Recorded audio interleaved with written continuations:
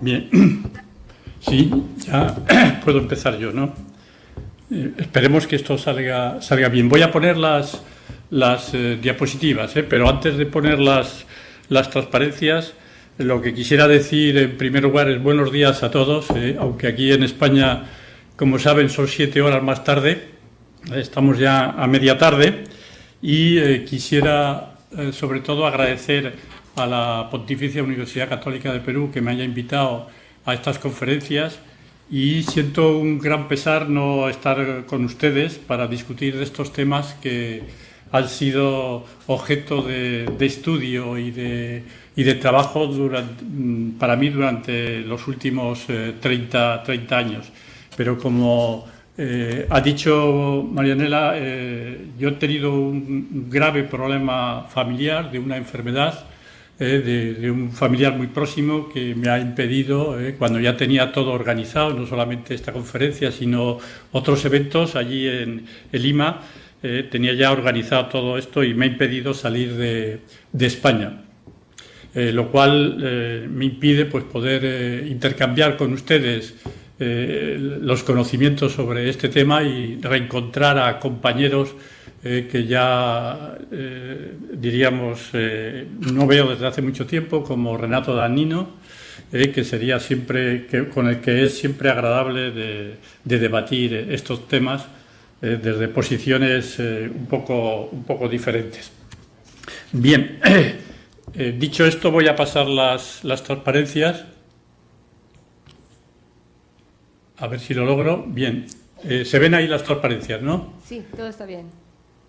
Todo está bien. Bien, entonces, como ven ustedes, el título de la conferencia es para este tercer seminario sobre gestión de la investigación, es la creación de modelos apropiados. Yo voy a hacer siempre hincapié en la idea de los modelos apropiados. ¿Por qué este hincapié en los modelos apropiados?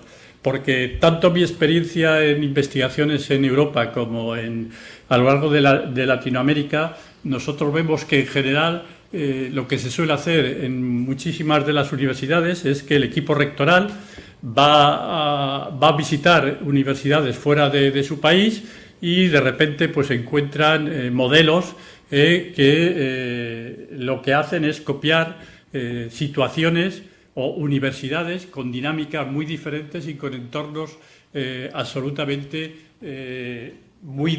también muy diferentes a la propia universidad. Y con lo cual generalmente pues hay fracasos increíbles. Yo el último que me he enfrentado pues es un caso en un país cercano, no voy a decir qué país es, en el caso de relaciones universidad-empresa, en donde enfocan todo a partir de la transferencia de patentes. Y cuando uno ve las patentes que tienen las universidades en una de estas regiones de este país, pues ve que solamente tiene 3 o 4 patentes de dudosa, diríamos, interés, con lo cual enfocar las relaciones universidad-empresa a través de la patente, como se puede hacer en algunas otras universidades que cuentan con 500 o 1000 universidades, pues no dejan de ser un disparate. Nosotros hemos escrito bastante sobre este tema de la mala adaptación de las universidades, tanto en investigación como en relaciones universidad-empresa, a estas situaciones. Nosotros tenemos 2 artículos sobre el tema, uno en High Education y otro en la revista Yomi, pero es un tema, diríamos, es una línea de investigación que nosotros tenemos en Ingenio.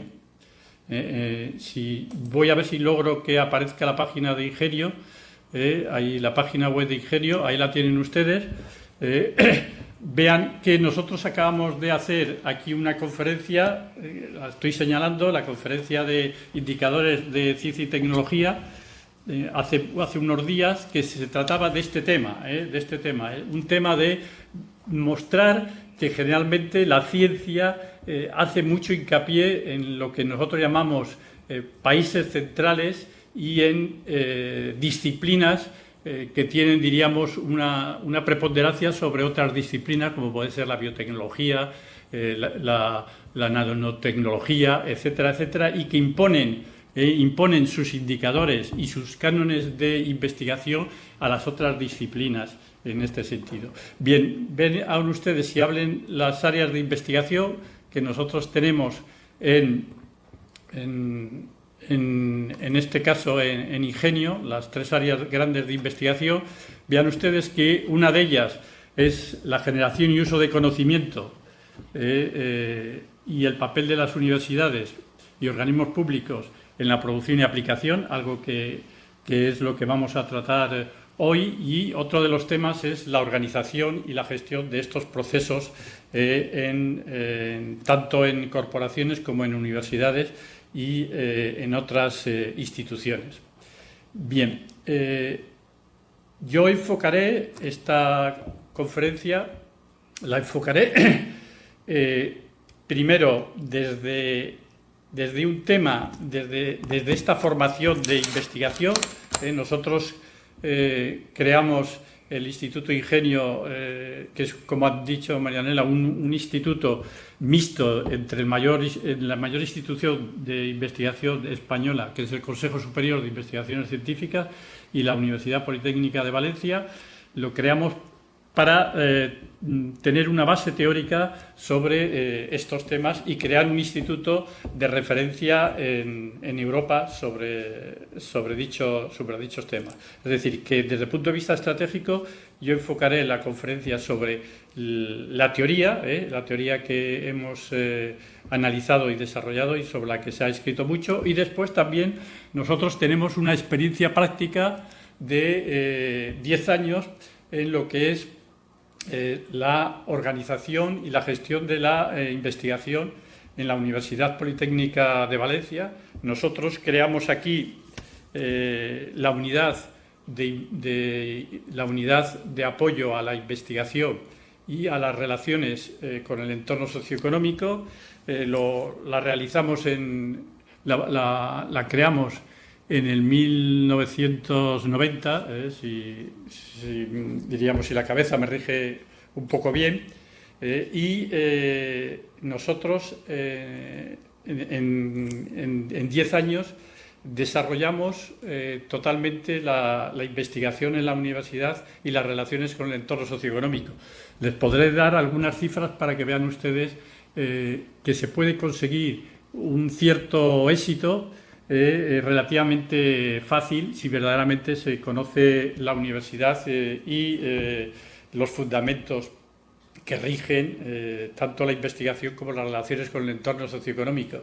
Nosotros pasamos en 10 años, les voy a dar en 15 años, no en los 10 que estuve yo dirigiendo esta unidad, sino en los 15 años pasamos de tener 50 proyectos de investigación vivos a tener 500 proyectos de investigación 10 años después, es decir, en el 2005.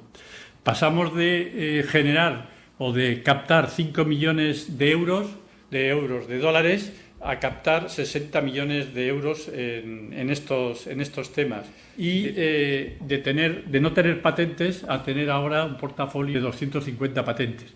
Como ven ustedes, en un periodo relativamente corto se puede avanzar.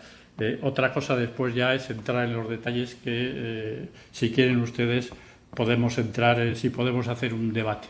Bien, por lo tanto, ¿cómo enfoco yo la conferencia? Primero ahí tienen ustedes el índice, vuelvo a hacer hincapié en lo de modelos apropiados, nada de modelos copiados. Este nivel estratégico que les he hablado, que es fundamental y que tiene que basarse en la literatura científica que existe sobre el tema. Sobre el tema de la investigación en universidades se ha escrito ríos de tinta a nivel científico, y por lo tanto, si solo nos miramos en el nivel operativo, es decir, en la gestión y la organización, cometeremos errores muy grandes. Y después terminaremos con unas reflexiones finales y las preguntas que quieran ustedes realizar.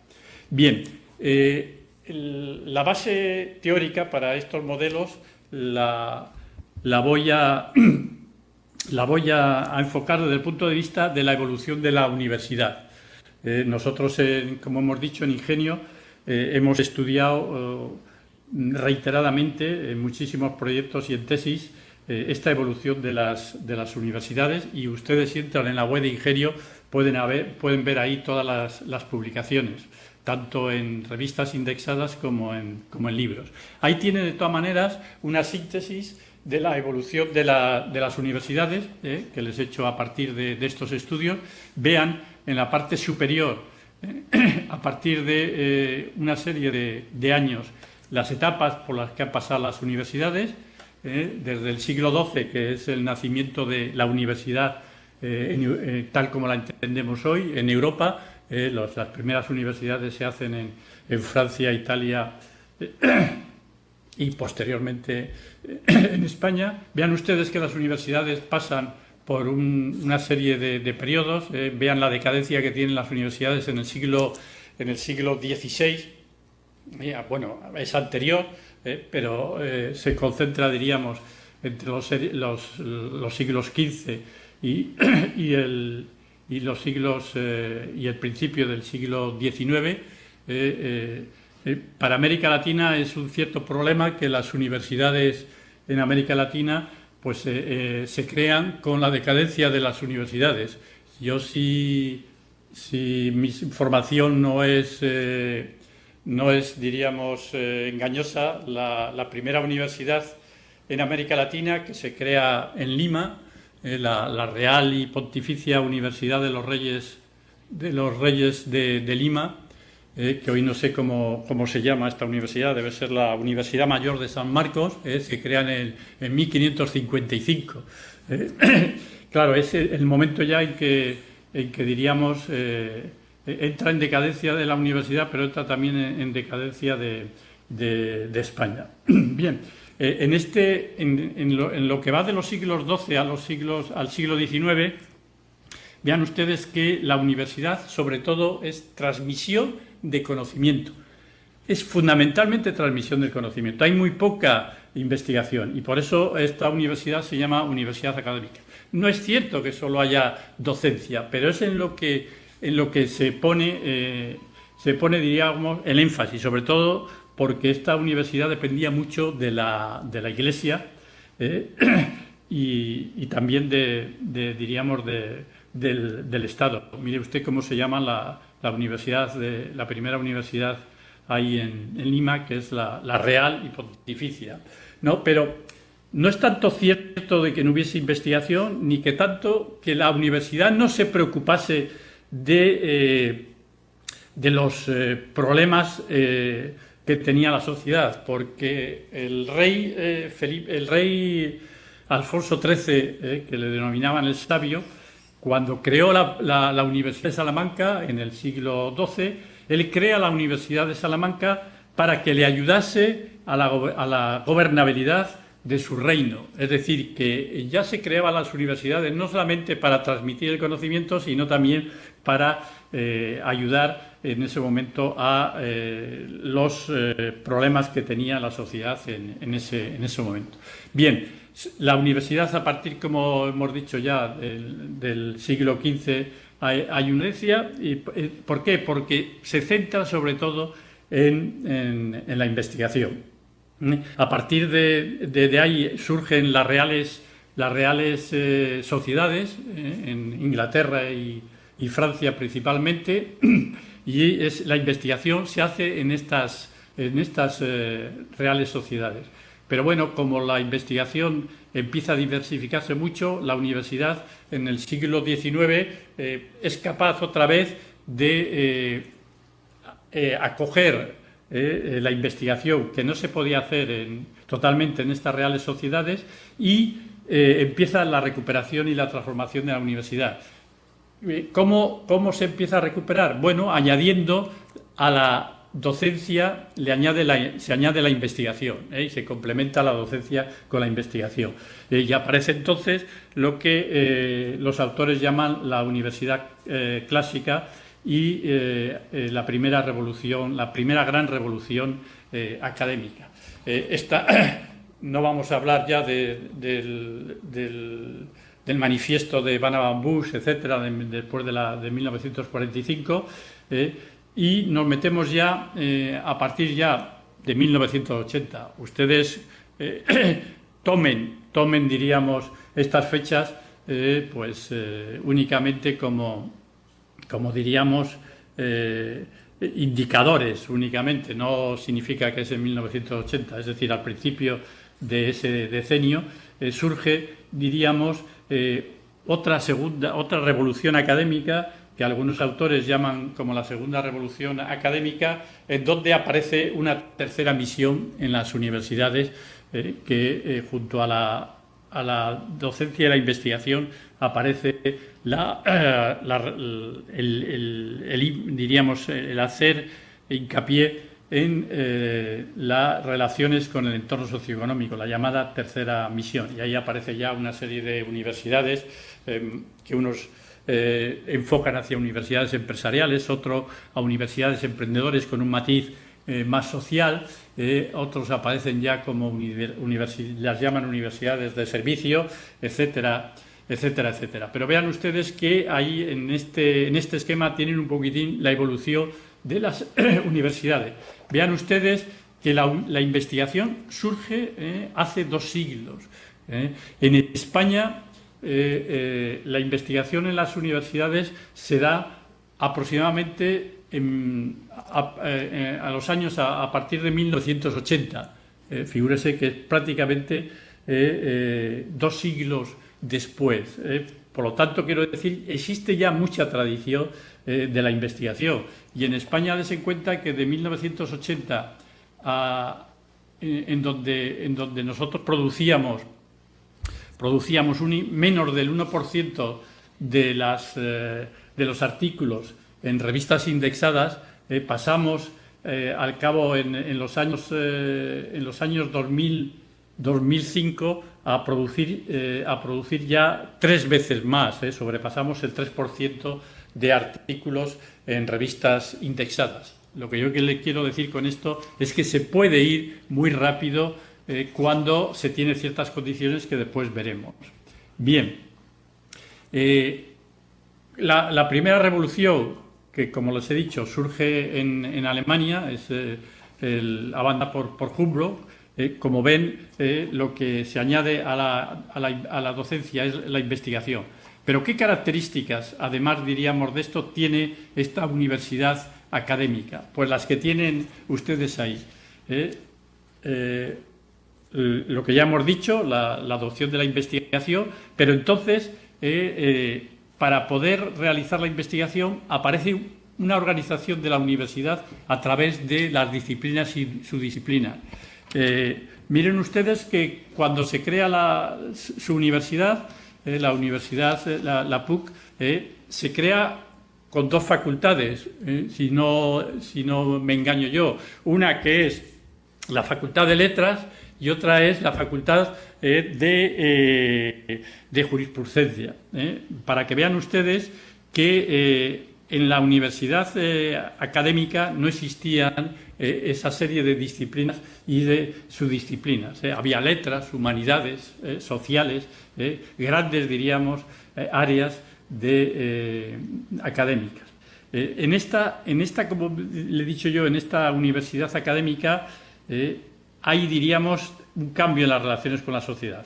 Se hace investigación, pero una investigación que tiende diríamos, a apoyar las capacidades de las nuevas naciones que estaban surgiendo en Europa y especialmente en este caso en Alemania. Dese cuenta que las grandes empresas químicas de Alemania surge de esta investigación que se desarrolla en estas universidades y que empieza con la preponderancia que tenía la industria de tintes en Alemania. Y el otro hecho importante de estas universidades académicas es la autonomía universitaria. La universidad ya no depende de la Iglesia y del Estado, o diríamos tiene una menor dependencia de estas 2 instituciones.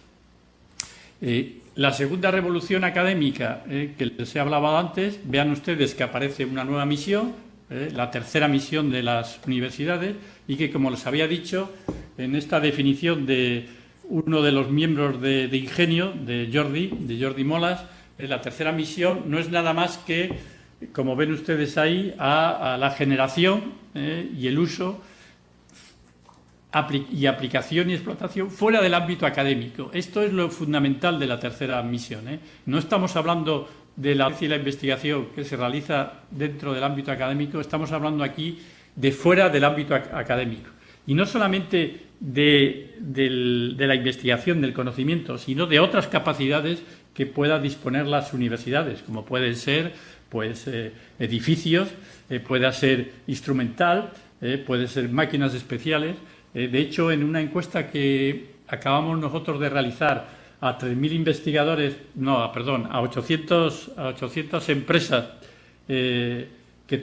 que colaboran con el Consejo Superior de Investigaciones Científicas, una de las razones por las que estas empresas colaboran con el Consejo Superior de Investigaciones Científicas es para el uso de los instrumentos avanzados que tiene este organismo. Bien, ¿cuáles las características de esta segunda revolución académica, de esta, diríamos, universidad emprendedora? Pues vean ustedes que no solamente atiende a la tercera misión, sino que esta universidad está obligada a dar respuestas innovadoras a las demandas de formación. Es decir, ya lo que es las empresas y las otras instituciones no piden únicamente profesionales a la universidad, depende ya de personas formadas que sean capaces de expresarse con fluidez, de tener una capacidad de relación, de poder, diríamos, jugar con el riesgo, de trabajar en equipo, etcétera, etcétera. Es decir, que hay también una transformación de la docencia. Y hay también una transformación de la investigación. No sé si... Y esto es importante para ustedes, para los modelos. La investigación, generalmente, en lo que es la universidad académica, se hacía únicamente desde el punto de vista, diríamos, de aumento del conocimiento per se. Mientras que lo que normalmente se llama con el modo 1 de realización de la investigación. Mientras que ahora, en esta segunda revolución académica, lo que se pide a la investigación es que se haga en modo aplicación. Sobre esto volveremos. Es decir, que cuando se piense en la investigación, no solo se piense en el aumento del conocimiento, sino para qué va a servir esa investigación. ¿Eso qué implica en las universidades? Bueno, lo que yo quisiera volver es que eso lo tienen que tener ustedes en cuenta en las universidades. ¿Qué tipo de investigación quieren desarrollar con sus modelos en las universidades? ¿Es el modo 1 o el modo 2? Después, evidentemente, esas transformaciones en lo que es la segunda y la tercera misión de las universidades implica transformaciones organizativas muy importantes que veremos en la parte siguiente. Y, evidentemente, modificaciones en las relaciones de poder en el interior de la universidad. Generalmente los docentes han tenido mucho poder en la universidad académica y en la clásica. Ahora son los grandes investigadores los que tienen poder en estas nuevas universidades. De hecho, muchos rankings se basan en tener muchos de estos investigadores estrella, que se llama. Y esta universidad lo que también ha realizado es la institucionalización de los procesos de transferencia de conocimiento y las relaciones con el sector productivo. No solamente decir que quiere relacionarse o que es diríamos, proclive a apoyar al entorno socioeconómico, sino institucionalizar en el interior de la universidad estas relaciones. Por lo tanto, son universidades que están muy orientadas hacia el desarrollo socioeconómico del territorio. Y por lo tanto, eso da, diríamos, a cierta diversificación de las universidades, como veremos más adelante, y a no tener que seguir la moda de los rankings universitarios. Bien, dicho esto, cada tipo de universidad implica, como ven ustedes, un contrato social con el Estado. En el caso de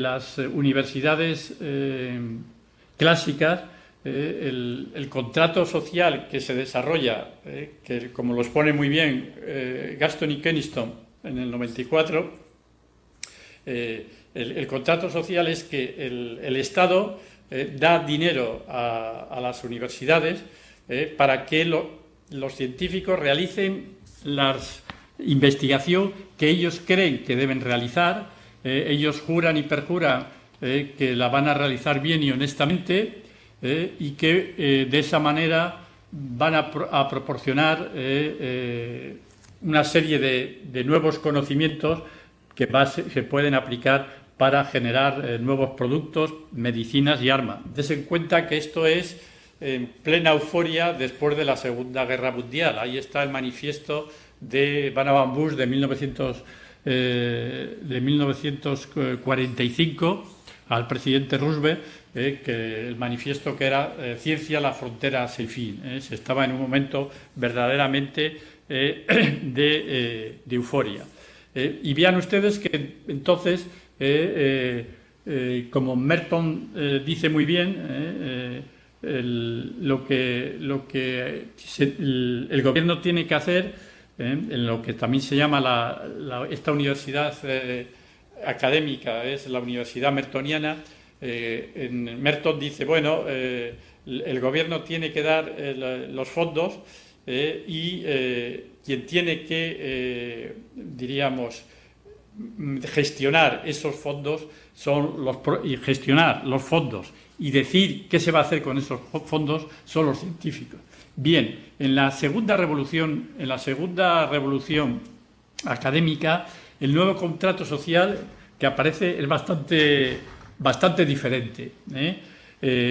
¿Por qué? Porque ya no es únicamente que la universidad dice, bueno, nosotros somos autónomos y denos los fondos libremente para hacer investigación, que nosotros sabemos hacer la investigación y ustedes van a obtener después los productos y las medicinas y etcétera, etcétera, sino que el Estado dice, bueno, nosotros les vamos a dar los fondos, pero nosotros se los damos en contrapartida con una agenda explícita de investigación que contengan metas de tipo social y económico. Ya no se da el dinero para que los investigadores hagan con ellos lo que buenamente consideren que deben hacer, no, sino que se fijan ya metas de tipo social y económico. Por eso en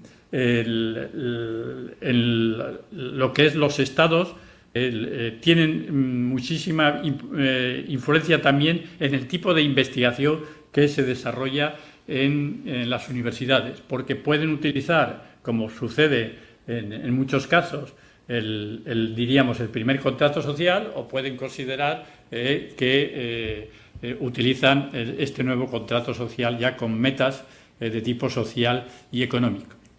Bien, como ven ustedes, yo les he dado un panorama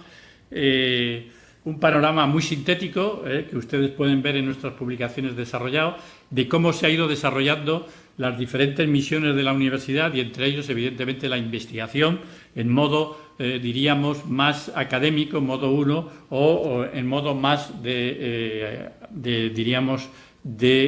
aplicación. Pero el caso de Latinoamérica ha sido diferente y ustedes lo tienen que tener eso muy en cuenta. La universidad latinoamericana, que como he dicho antes, aparece en el siglo XVI como la universidad ahí de los Reyes de Lima, que sale como una copia del modelo de la Universidad Medieval y con la fuerte dependencia de la corona y de la Iglesia, tiene un movimiento universitario, de reforma universitario, el movimiento de Córdoba, que aparece al principio del siglo, en 1901, aparece del siglo XX. Vean ustedes que aparecen 100 años después de la primera revolución académica en los países europeos. Yo he distinguido aquí en este movimiento de reforma universitaria, les he puesto yo las características que seguro que ustedes saben mejor que yo, pero yo he destacado ahí el cogobierno estudiantil, que eso no existe para nada en Europa, y después algo que es muy diferente a las universidades europeas y también americanas, que es la asunción por parte de la universidad de responsabilidades políticas. Eso no pasa absolutamente en estas universidades europeas y americanas. Por lo tanto, así como en estas últimas universidades había la docencia e investigación y aquí había la tercera misión, en Latinoamérica aparece una misión que es la extensión, que ustedes conocen bien, que es una misión social de la universidad, que es la colaboración con los sectores menos favorecidos. Eso en Europa no es una misión de la universidad, es una misión del Estado. Por lo tanto, sus universidades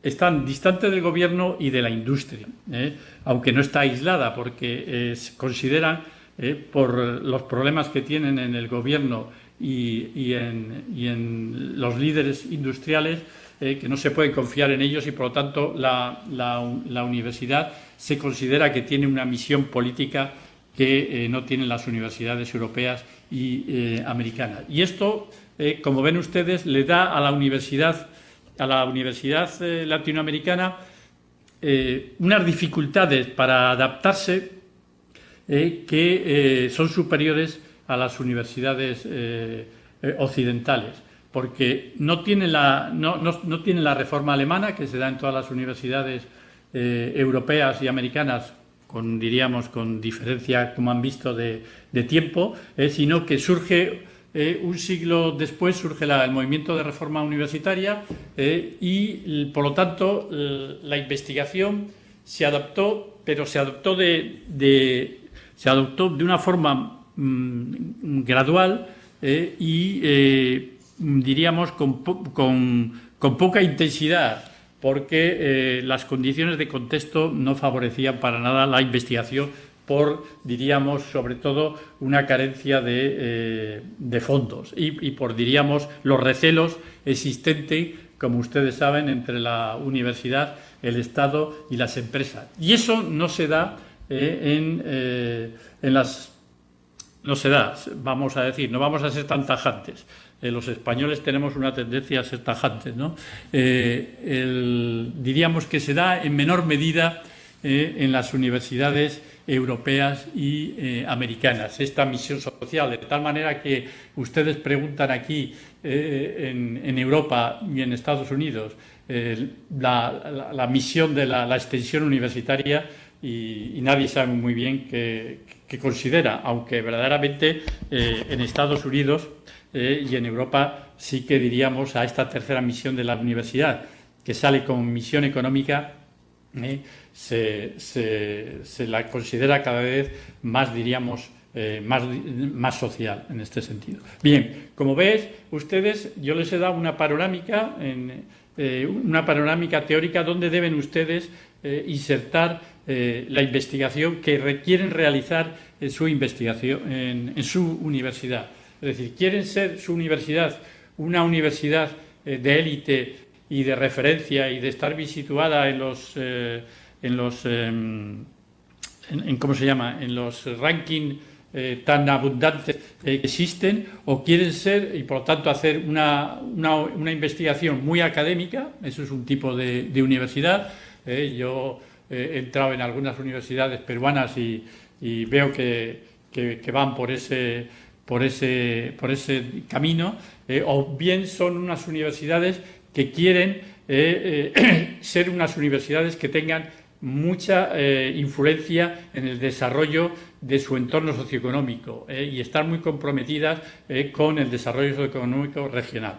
Y eso es lo primero que su universidad tienen que, diríamos, que tener presente, que nosotros lo que queremos es decir cómo ven a su universidad en el futuro. Bien, dicho esto, vamos a pasar ahora a los elementos operativos de estos modelos. Bien, el primer elemento operativo es que para realizar investigación y para institucionalizar esta misión de investigación tiene que estar, como les he dicho antes, claramente explicitado el contrato social y después qué tipo de investigación quieren ustedes realizar. Vean ustedes ahí que tienen ustedes que olvidarse de considerar la investigación en una línea, en donde en un extremo está la investigación básica y en el otro está en el desarrollo, sino que ustedes tienen que ver la investigación en un cuadro de doble entrada, en donde por un lado está la investigación, ahí lo tienen ustedes en abscisas, la investigación inspirada o que tiene relación con la utilización de los conocimientos, y en abscisas la investigación que está inspirada por la búsqueda de los fundamentos de los hechos, el fundamento de los conocimientos y de los hechos observables. Este es el modelo que se llama el cuadrante de Stock. Por lo tanto, ustedes, según que la investigación esté inspirada por la utilización o no utilización y por el aumento del conocimiento o no el aumento del conocimiento, tienen ustedes aquí 4 cuadrantes, ¿no? Si está inspirada únicamente por el aumento del conocimiento y no por la utilización, tienen ustedes ahí la investigación básica pura.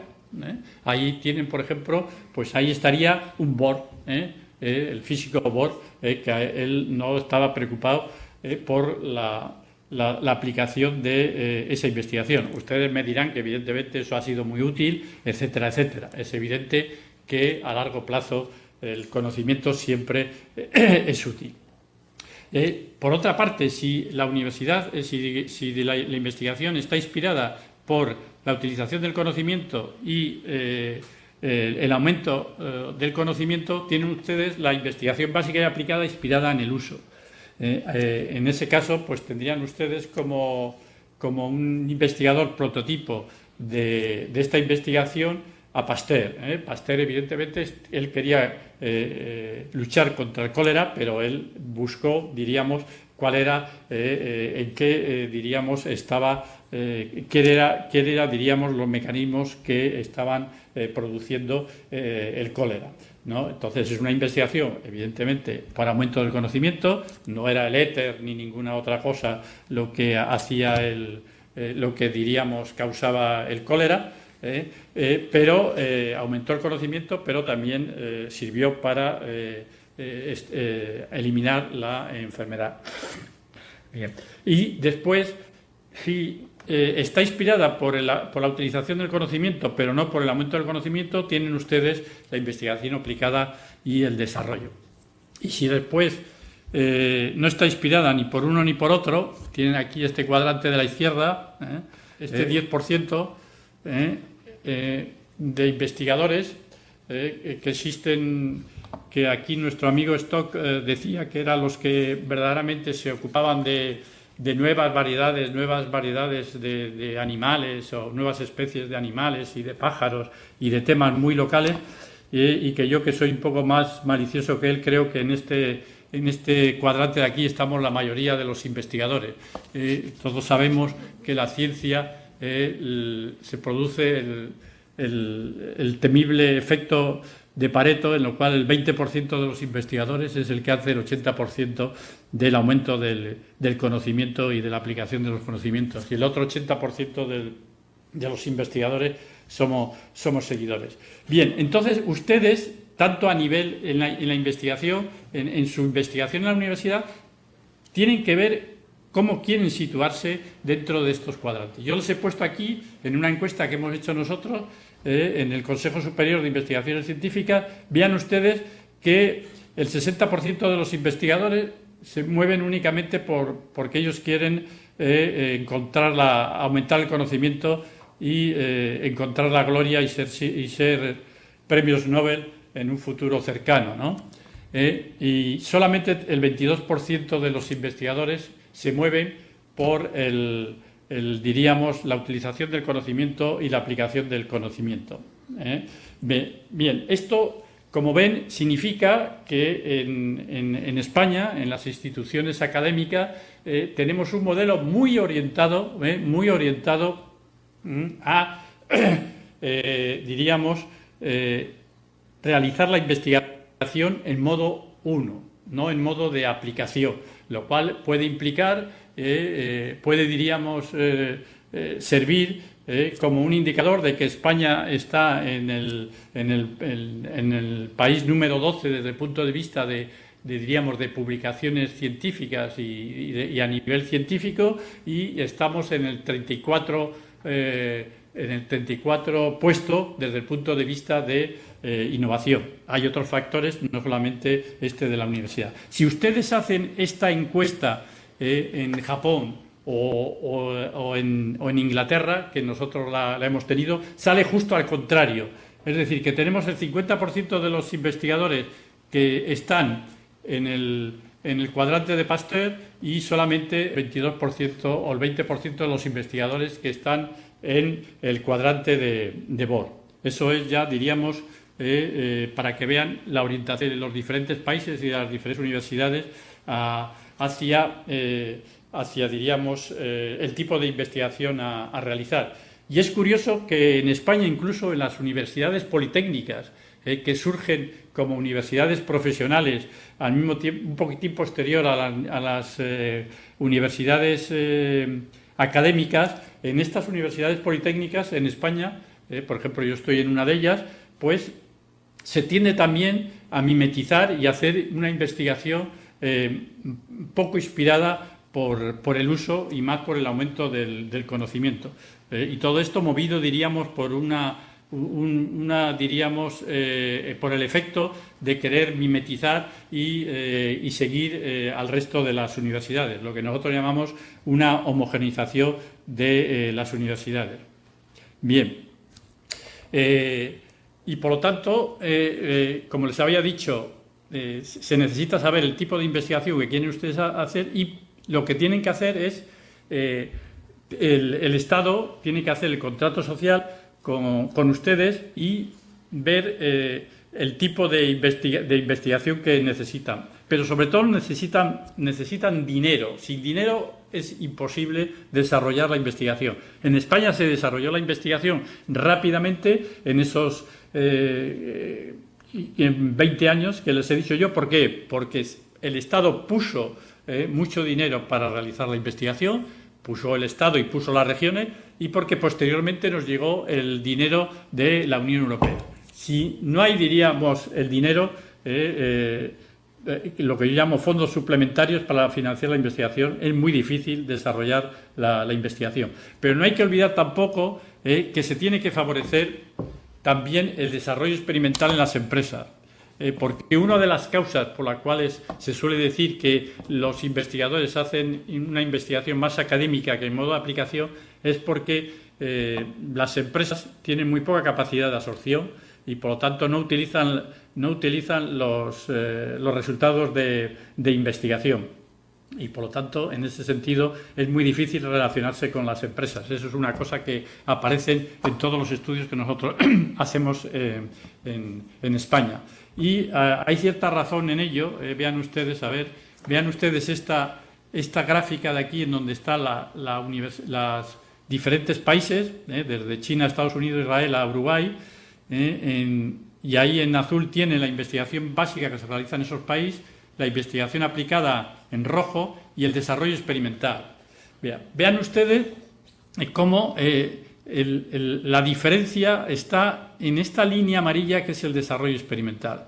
Hasta que se llega a España, vean en Japón, Estados Unidos, Israel, vean que el desarrollo experimental supera el 60%.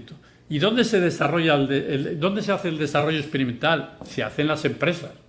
Es decir, que en todos esos países las empresas hay demanda de investigación. Solamente cuando ya vean ustedes que tienen a España, caso de Chile o caso de Uruguay, y quitando un poquitín en lo de México, que tiene algunas grandes empresas, vean ustedes que hay poca demanda de investigación en las empresas.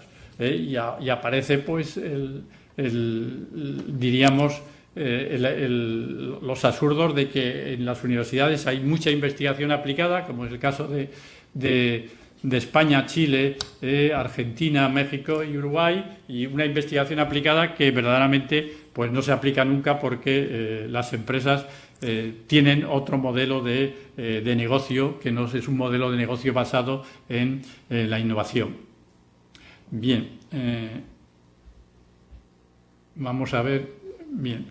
Y por lo tanto, si eso es así, si hay que tener en cuenta también la mejora de la capacidad de absorción de las empresas, lo que hay que tener son mecanismos para favorecer las relaciones y el entendimiento entre la ciencia y la sociedad. Es decir, que ustedes, si quieren desarrollar la investigación, tienen que tener en cuenta también estos elementos. Bien. Otros elementos que tienen que tener en cuenta es la evolución de la legislación universitaria.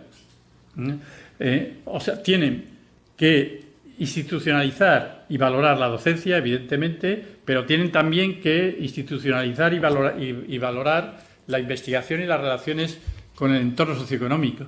Es decir, que en su universidad los académicos, los docentes, tienen que poder dirigirse o bien a la docencia o bien a la investigación en mayor medida o a las relaciones con el entorno socioeconómico. Y por lo tanto, cada uno de ellos tienen que distribuir el tiempo entre las diferentes actividades. ¿Qué es lo que yo veo la diferencia entre España, entre Europa, para no decir España, y las universidades latinoamericanas? Que es que allí se da mucha docencia. En las universidades europeas, si uno hace investigación, disminuye la docencia. Generalmente se suele dar 6 horas de docencia a la semana. En América Latina es fácil llegar a la semana a 20 horas, pero en Europa es posible disminuir a 3 horas o ninguna hora. Incluso en Inglaterra se puede pagar a otro profesor para que dé sus clases. Si uno tiene mucha investigación, paga a un profesor para que dé las clases de docencia. Por lo tanto, uno que tiene mucho tiempo para hacer la docencia, es muy difícil que haga investigación. Bien, la otra cosa es que las universidades tienen que tener normativas claras y simples con respecto a la forma como se realiza la investigación y las relaciones con el entorno socioeconómico, y que se pueda manejar fácil y flexiblemente el dinero en las universidades, lo cual en muchos de los países latinoamericanos pues es muy complicado. Una vez que llega el dinero en la universidad, no existen estas normativas claras al respecto. Y después ha dado mucho, o sea, ha sido muy útil en Europa pues suplementos remunerativos y de méritos específicos, tanto para la docencia como para la investigación, publicaciones, los proyectos con agentes externos, las patentes, la participación en spin-off, etcétera, etcétera. Es decir, que hay que tener, diríamos, una legislación universitaria ad hoc. Si no hay una legislación universitaria ad hoc, es imposible. Yo dije que en España había llegado mucho dinero, pero también en 1985 se hizo la Ley de Reforma Universitaria, que permitió las relaciones de la universidad con las empresas. Antes era imposible, y a partir de ahí pues apareció también una nueva organización de las universidades. A partir de ahí, como les he dicho, hay que evaluar los investigadores por todo lo que hacen. no hay que sobrevalorar las publicaciones, que es una tendencia que hay cada vez más, ¿no? Sino hay que evaluar lo que se llama la rosa de los vientos de la investigación, es decir, las diferentes facetas que tiene la investigación, es decir, investigación para base del conocimiento, investigación con interés económico, con interés social, etcétera, etcétera. Yo les he puesto ahí ejemplos en España del Consejo y de la UPV, de las dos instituciones en las que pertenezco, en donde vea todo lo que se valora a la hora diríamos, de evaluar un investigador, que va desde el número de publicaciones. Generalmente los congresos no se suelen evaluar, hasta, diríamos, lo que son las colaboraciones internacionales, las patentes, los spin-off, los premios, evidentemente, las actividades de divulgación y la gestión de investigación. Es decir, hay que tener en cuenta una fórmula polinómica que tenga en cuenta todas estas actividades, si no se caerá únicamente en lo que pasa en muchos países, en donde lo único que se hace es valorar mucho las publicaciones, sobre todo en revistas indexadas. Voy a pasar esto porque yo ya creo que me estoy pasando. Y para terminar, lo que es importante también es la organización de la investigación en paralelo de la docencia. Eso es el otro hito que hay que lograr en la universidad. Generalmente en aquellas universidades en donde la investigación está muy desarrollada, aparece lo que algunos autores, como Clark, llaman la periferia del desarrollo, que son unidades administrativas que promueven la investigación y que son independientes. Es decir, que en la universidad hay una organización dual. Por una parte están los departamentos clásicos, que son los que se dedican a la formación, y después las unidades periféricas temporales, que son las que se dedican a la investigación y a las relaciones con el entorno socioeconómico. Y ahí aparecen los institutos de investigación. Ingenio es uno de los 40 institutos de investigación que se han creado en la Universidad Politécnica de Valencia. ¿Por qué? Porque cuando uno ya tiene una masa crítica determinada, y hoy día es fundamental realizar la investigación con una masa crítica determinada, uno ya no puede constreñirse al departamento de docencia, sino que tiene que crear este instituto de investigación o esta unidad periférica, ¿no? Entonces, en esta organización matricial de la universidad, pues hay diríamos, muchos problemas. ¿Para qué les voy a decir? Evidentemente, si tenemos una institución que solo hace docencia, tiene sus problemas, pero cuando ya tiene que hacer docencia, investigación, relaciones con el entorno socioeconómico, los problemas se multiplican exponencialmente, ¿no? Y, sobre todo, es muy difícil en la institución, en ese caso, tener un enfoque integral, porque por una parte, diríamos, está la docencia con sus valores, diríamos, académicos, de rigor, de búsqueda de la verdad, y después está la otra universidad que busca dinero en el exterior y que es bastante más comercial, ¿no? Entonces, el considerar, diríamos, una misma cultura en la universidad, en donde, por otra parte, puede haber disciplinas académicas, en donde el tiempo se mide de manera muy diferente a lo que se pueda medir en las investigaciones en las nuevas tecnologías. Por lo tanto, quiero decir, hay diríamos, sensibilidades muy diferentes, los que hacen filosofía o los que hacen otras diríamos, actividades de ciencias sociales tan importantes como las nuevas tecnologías, pues por lo tanto es bastante difícil de casar esas dos sensibilidades. Bien, y ya para terminar, lo que sí les tengo ya que hacer otra vez hincapié es que la universidad, como ustedes saben, está siempre en perpetuo cambio, tanto por su dinámica interna como por el entorno, pero que, sin embargo, la universidad hoy por hoy, y espero que mañana también, no entre en decadencia, sino que ocupe un papel central en la sociedad del conocimiento. Y, por lo tanto, la universidad tiene que tener una mayor participación en la sociedad. Y, por lo tanto, lo que es la docencia y la investigación son igualmente importantes. Y, por lo tanto, tiene que tener la universidad esquemas de investigación y vinculación acorde con su contexto y a la dinámica interna de la institución, como hemos dicho, y un tema que hemos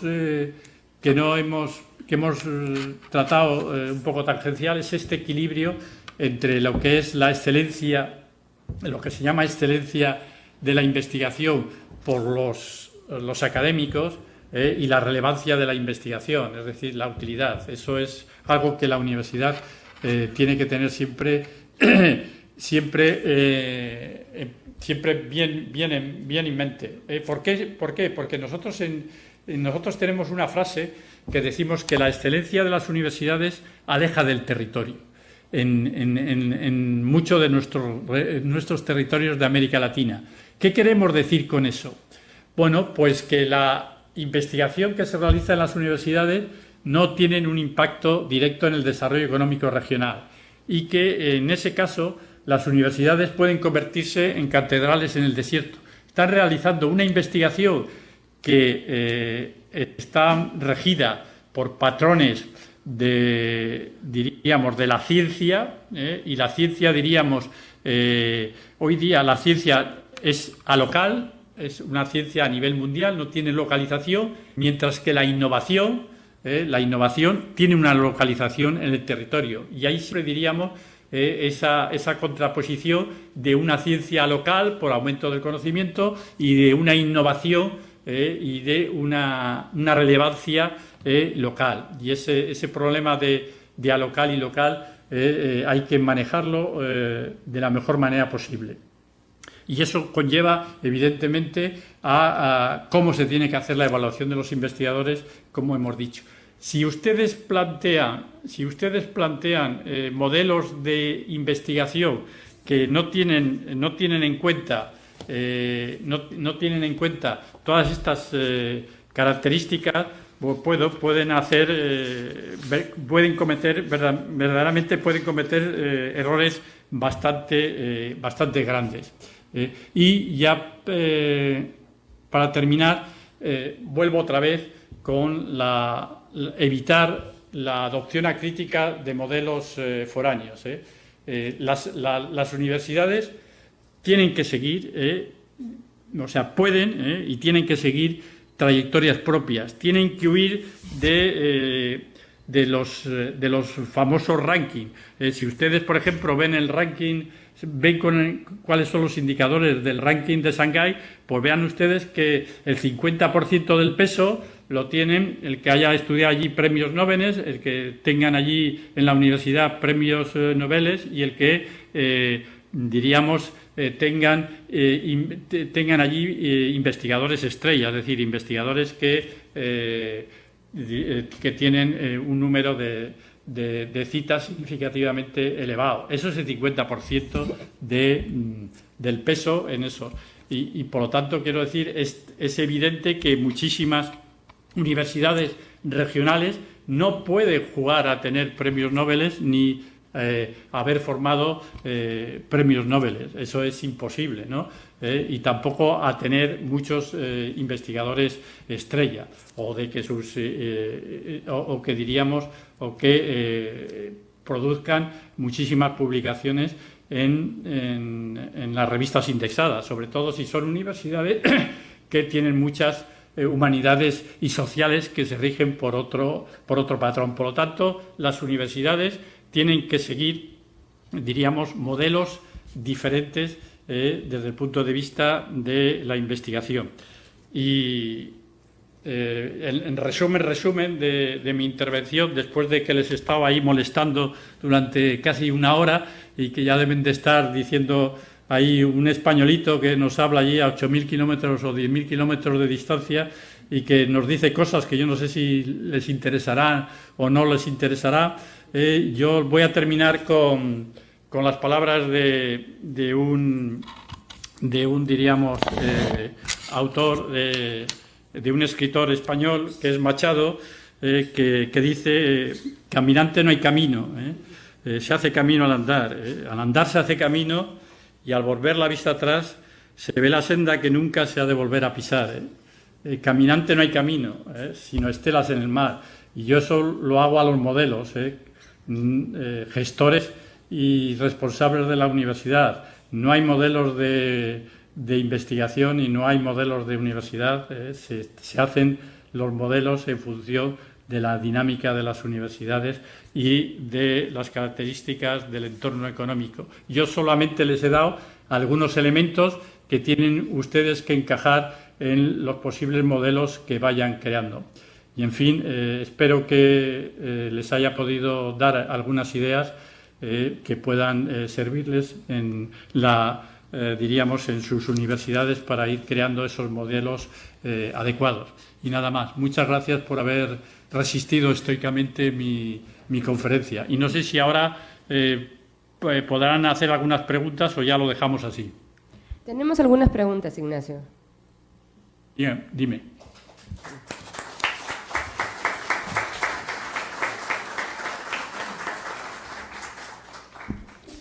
A ver, empezamos. En el Perú no más del 5% de proyectos son de colaboración universidad-empresa.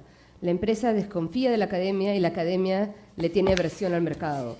¿Cómo podemos empezar a cerrar esta brecha en un país como el Perú, donde no hay respeto por la propiedad intelectual?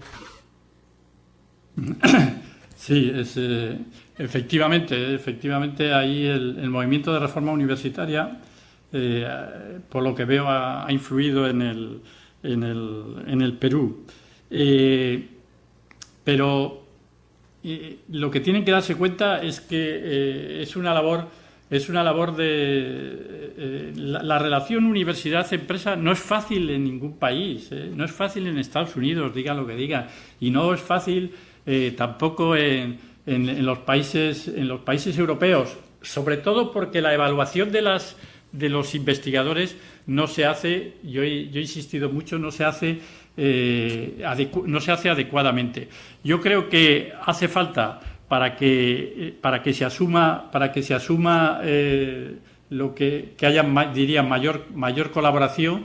Lo que hay que aumentar, por una parte, como les he dicho antes, lo que hay que aumentar es la capacidad de absorción de las empresas, es decir, que las empresas no se muevan por reducción de costes, sino se muevan por la innovación. Es decir, que yo, después de tanto tiempo estudiando en las universidades, lo que me doy cuenta es que la primera misión y la principal misión de las universidades es crear buenos egresados, es la docencia. Y, por lo tanto, introducir a los egresados en las universidades, en las empresas. Y si se introduce a los universitarios en las empresas y se les da una formación adecuada, entonces las empresas empezarán a demandar más conocimiento y a moverse, diríamos, por la innovación y no por la reducción de coste. Y después, evidentemente, evaluando a los investigadores, no únicamente por las publicaciones, sino también por la contribución al desarrollo regional. Pero ese problema que tienen ustedes del 5% no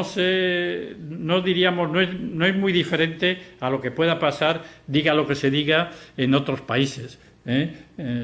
Eso es, diríamos, son dos mundos que son dos mundos complicados, quizás más complicado en Perú porque el 90% de las empresas pues no tienen demanda de investigación y, sin embargo, pues en Estados Unidos hay grandes empresas que sí que tienen demanda de investigación, pero las pequeñas y medianas empresas se comportan en todos los países de la misma manera. Okay. Tengo una segunda pregunta. ¿De qué manera persuadir desde las unidades de investigación a las autoridades universitarias de plantearse un modelo apropiado a la realidad contextual de la universidad cuando los rankings internacionales priorizan las publicaciones académicas? Sí, el que ha hecho esa pregunta la ha hecho maliciosamente. Eso es así, eso es así. Nosotros, ya ven ustedes la crisis que tenemos en España de que no hay gobierno desde hace un año, ¿no? Pues el gobierno de las universidades también pasa como con el gobierno de la nación. Evidentemente, muchos rectores y muchos equipos rectorales quieren que sus universidades aparezcan bien en en los diferentes rankings y no diríamos, consideran que su universidad tiene que seguir otro camino. Eso es muy complicado y la única diferencia, la única solución es, yo no sé cómo se elige el rector en Perú, es saber elegir bien a los rectores y a los equipos rectorales. Pero eso no es únicamente problema de Perú, es problema también de España. Yo veo aquí a muchos rectores que incluso en la página web de la universidad pone que su universidad ha avanzado no sé cuántos puestos en el ranking de Shanghái, ¿no? Lo cual es una tontería de lo más increíble, ¿no? Y no se preocupa, como yo les he dicho antes, por insertar la universidad en el entorno socioeconómico. Toda la razón el que ha hecho la pregunta. Una tercera pregunta. Usted ha mencionado que el modelo europeo americano nos lleva varios años al modelo latinoamericano. ¿Cuáles serían las acciones a corto